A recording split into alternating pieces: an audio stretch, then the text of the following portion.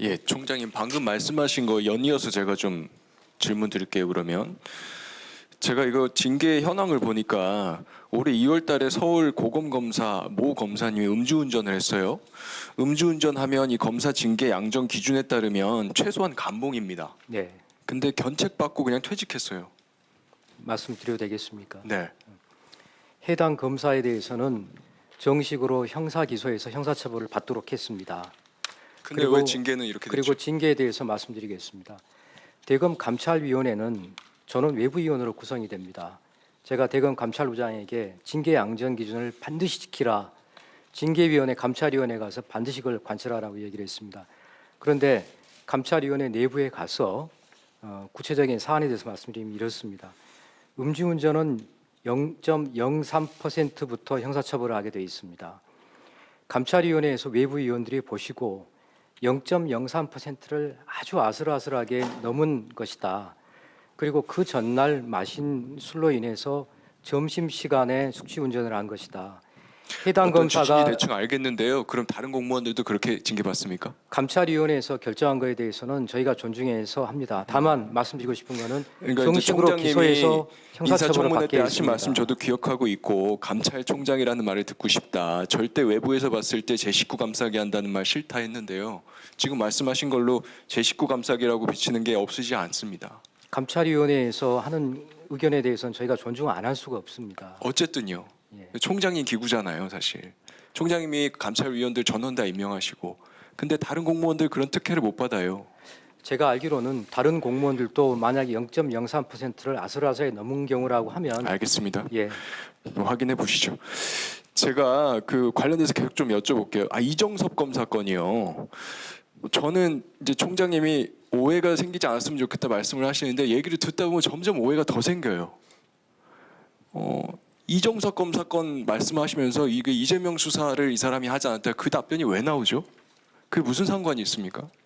이재명 수사를 했던 윤석열 수사를 했던 비위 검사하면 쳐내는 거고 청렴한 검사는 보호해주고 간단한 거 아닙니까? 저도 간단합니다. 분명히 제가 말씀드렸지만 형사 사건으로 회부되어 있고 감찰을 진행하겠다는 말씀 분명히 드렸습니다. 그리고 뭐 이 검사에 대해서 인사청문회냐 마냐 그 답변도 부적절하죠. 지금은 총장님의 직무에 대한 감사를 하는 겁니다. 총장님이 감찰을 하실 권한도 가지고 있고 의무도 갖고 있는 거예요. 직무 기강 유지하실. 그러니까 총장님한테 잘해달라, 정확하게 하시라라는 취지로 하는 것이지 이게 뭐 이정석 검사에 대한 인사청문회 이런 말이 나올 일이 아니지 않습니까? 저는 분명하게 제가 감찰과 수사를 정확하게 하겠다는 답변을 드렸습니다. 그리고 또 한 가지 이게 사진이잖아요. 사진이 저는 사실 놀랐어요. 저는 여기 국감장에서 처음 봤거든요. 근데 자세한 내용은 당연히 조사해봐야 나오는 것이지만 저 사진의 존재만으로도 본인이 수사한 재벌 그룹에서 부회장이라고 부르는 사람하고 같이 회합을 한다. 고가의 식당에서. 그리고 시민들 출입이 제한돼 있는 스키장에 가족들하고 같이 들어가 있는 사진이 나온다. 총장이 왜 안 놀라세요? 위원님, 저는 그 사진이 어떤 사진인지 사실은 눈으로 봐서는 정확하게 제가 저도 저도 팩트를 찾는 마찬가지 검사인데 입장이에요. 예. 저도 현장에서 처음 봤는데요. 제가 총장님이라면 특히나 내가 감찰총장이 되겠다라고 말씀을 하신 총장님이라면 놀라실 것 같아요. 그리고 이거 그런데 철저하게 제가 그 사진을 조사하겠다. 봤을 때 스키를 타는 사진으로 제가 보이지가 않았습니다. 스키를 스키장에- 탔는지 여부가 지금 중요합니까? 아니 지금 스키장을 이용하셨다고 했는데 스키장에 서 있는 사진인지 스키장 안에 스키장- 들어가 있는 사진인지 제가 구별이 되지 않았습니다. 네, 알겠습니다. 그런 스키장이 이유셨군요. 폐쇄되어 있는데 활용을 자, 했느냐라고 이재명 수사를 말씀하신 했다 안 겁니다. 했다 인사청문회 아니냐 이 답변은 부적절했습니다. 그거는 국민들께서 판단하시리라고 봅니다. 사안에 대해서 집중해 주시기 바랍니다. 그리고요. 이런 사건도 있습니다. 저희가 징계 관련돼서 보니까 예전에 충북 여충의 스쿨미투 사건이 있었습니다. 예. 그 당시에 검사의 비행이 공파 검사의 비행이 문제된 거 기억하시죠? 예, 기억합니다.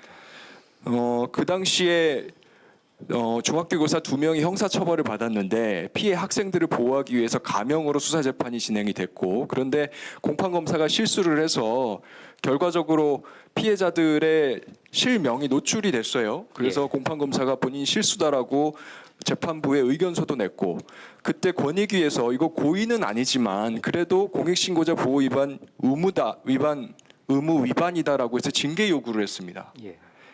이 징계 요구를 한 게 21년 12월 달이에요. 어떻게 됐습니까? 그 징계 결과에 대해서는 제가 좀 확인을 해서 다시 말씀드리도록 징계 하긴 하겠습니다. 했습니까? 징계 처분 결과가 어떻게 있습니다. 제가 확인을 하겠습니다. 이 의원님 지금 왜 이게 질의 2년이나 걸리죠? 그 질의하신 내용하고 그 말씀하신 것처럼 법정에서 검사가 증인의 전체 풀네임을 이야기하는 것이 아니라 제가 기억하기로는 성에 대해서 이야기를 한 걸로 알고 있습니다. 이 성이 앞에 그러니까 패밀리 네임을 이야기하는 것으로 알고 있습니다. 거기에 대해서 또 담당하는 재판부에서 하필이면 그 이야기를 했는데 해당 성이 희성이라서 그래서 당사자가 지목된 것으로 알고 있습니다. 그러기도 하고요. 진술서가 의도적으로- 있고 진술 조서가 있었는데 예. 본명으로 써준 진술서에 근거해서 증인 신청을 했기 때문에 이 사달이 난 거예요. 그리고 의도적으로 그 내용을 다 해당된 포함해서 증인을 징계 사유라 이겁니다. 의도적으로 해당되는 제 증인에 질문의 대해서 핵심은 왜 이게 2년이나 노출하려고 하는 것이 걸리냐고요. 아니다. 그런 취지입니다. 이게 2년이나 걸릴 일이 아니라는 이야기를 제가 하는 징계 거예요. 결과에 대해서는 따로 확인해서 말씀드리도록 또 하겠습니다. 말씀드릴게요. 손준성 검사 있죠. 손준성 검사 지금 재판 받고 있습니다. 그렇죠? 그렇습니다. 예. 같은 내용으로 공익신고 사건으로 접수가 돼서 감찰위원회에서 역시 판단했죠. 예, 그렇습니다. 그런데 혐의 없음으로 결정난 거 맞습니까? 비위 없음으로 결정났습니다. 근데 같은 내용으로 지금 재판이 진행 중인 거잖아요. 근데 재판 결과가 나오기 전에 내부적으로 이건 혐의가 없다 이렇게 결론 내는 사례들이 비일비재합니까? 그렇지는 않습니다. 그런데 이건 왜 의원님, 이렇게 됐죠? 설명드리겠습니다. 의원님, 저 검사가 기소한 사건에 대해서 판사이실 때 보셨겠습니다만 가장 중요하게 생각하는 것은 공소시효는 절대 놓쳐서는 안 된다는 겁니다. 저희들 또 내부적으로 법령에 따라서 징계시효가 있습니다. 손준성 검사에 대해서는 그러면 징계시효가 완성되는 단계에 있었기 징계위원회가 때문에 개최가 된 징계를- 이후에 징계시효 끝날 때까지 기다려야 되는 게 상식 아닙니까? 그러면 만약에 이 상태에서 징계시효를 도과하게 됩니다. 아니 그 법원에서도 해당 사법농단 사건대도 판사 징계시효가 문제가 됐을 때 똑같은 쟁점이 있었는데요. 재판이 나오기 전에 혐의 없음으로 끝내는 경우를 제가 본 적이 없습니다. 자, 그러면 지금부터 잠시만 집중해 주시기 바랍니다. 제가 구독자분들을 위해서 깜짝 선물을 하나 준비했는데요. 제가 항상 여러분들께 뭐라고 말씀을 드렸나요? 뉴스만 평소에 잘 챙겨보셔도 돈이 된다, 돈을 벌 수 있다라고 말씀을 드렸는데요. 자, 여러분들 여기 보시는 이스라엘과 하마스 전쟁 같은 뉴스를 보게 되면 여러분들은 어떤 생각이 드시나요? 그냥 뉴스만 보고 끝내는지 아니면 이 뉴스를 어떻게 이용할 수 있는지 이 부분을 고민하고 계시는지를 되물어보고 싶습니다. 자, 그 이유가 뭐냐면 제가 지난 11월 초에 여러분들께 뭐라고 말씀을 드렸었죠? 지금은 로봇 사업에 관심을 가져야 한다. 뉴스만 보고 그냥 넘기지 마시고 투자 쪽으로 생각을 한번 해보셔야 한다 라고 말씀을 드렸습니다. 그리고 나서 이런 썸네일들을 뉴스를 통해서 많이 보셨을 텐데요. 이런 로봇 산업이 이슈가 됐을 때 부자들은 어떻게 생각한다? 로봇 관련주는 뭐가 있는지, 어떤 종목이 가장 좋은지, 어디에 투자해야 돈이 몰리는지를 자연스럽게 생각한다고 제가 말씀을 드렸죠? 그 이유가 뭐냐면 부자들이 봤을 때는 이슈가 곧 돈으로 이어지고 그 이슈가 나에게 돈을 벌어준다는 경험적 확신이 있기 때문에 부자들은 항상 이런 사회적 이슈를 관심 있게 챙겨본다. 이렇게 제가 말씀을 드렸는데요. 이번에도 마찬가지입니다. 제가 지난번에 시청자분들과 함께하는 주식으로 수익 내기 이벤트를 진행했었는데요. 당연히 100% 무료로 진행을 했고, 자, 여기 보시면 아시겠지만 제가 지난번에도 저한테 구독이라고 문자 남겨주신 모든 시청자분들께 이렇게 로봇 관련주 중에 가장 급등할 확률이 높은 한 종목, 많은 종목이 아니라 딱 두산 로보틱스 한 종목을 여러분들에게 추천드렸어요. 그러면서 여기 나와 있는 대로 정확히 얼마에 매수해야 하는지, 그리고 수익률이 어느 정도 나왔을 때 팔아야 하는지 이런 부분들까지 여러분들에게 정확히 알려드렸었는데, 자, 지금 실제로 어떻게 되었나요?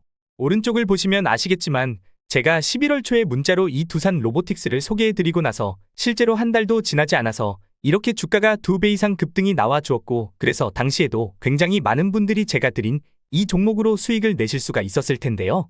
다시 한번 축하드린다고 말씀을 드리겠고, 자, 이번에도 마찬가지입니다. 최근에 이슈되고 있는 게 이 하마스와 이스라엘 전쟁이기 때문에 우리가 어떻게 생각해 볼 수 있다.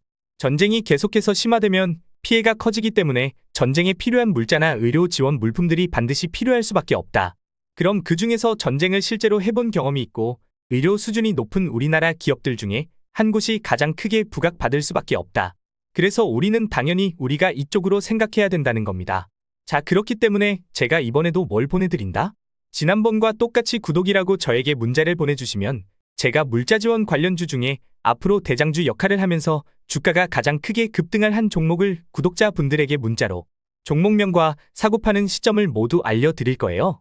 그래서 여러분들이 주식으로 돈 버는 연습을 한번 해보시라고 이렇게 말씀을 드리고, 혹시라도 나는 주식을 하지 않는다 하시는 분들은 주변에 주식하시는 분들에게 추천을 해 주셔도 되고 아니면 연세가 있으셔서 투자가 어려우신 분들은 이 종목을 가지고 자녀분들에게 한번 사봐라, 이걸로 한번 수익을 내봐라, 이렇게 조언을 해 주실 수도 있는 거겠죠. 그래서 지금 이 영상을 보시는 시청자분들 중에 나도 이번 종목이 좀 궁금하다 하시는 분들은 누구나 상관없이, 그리고 어느 시간대나 상관없이 부담 없이 이렇게 상단에 제 번호를 항상 남겨놓고 있습니다. 제 번호 010-2068-6834번호로 저에게 이런 식으로 지난번처럼 구독이라고 문자 보내주시면 제가 이번에도 똑같이 무료 추천 급등주 문자를 보내드리겠습니다. 이해되시죠? 그래서 제 번호 010-2068-6834번으로 구독이라고 보내주시면 여러분들이 직접 이슈를 통해서 돈 버는 연습을 해보실 수가 있는 거고, 제가 돈을 받는 것도 아니고 투자를 대신해드리는 것도 아니니깐 부담 없이 신청해 주시면 되는 겁니다. 그리고 수익이 나면 저는 다른 것은 바라지 않습니다. 제 채널의 구독과 좋아요 한 번씩만 눌러주시면 됩니다라고 이렇게 다시 한번 말씀을 드리겠습니다.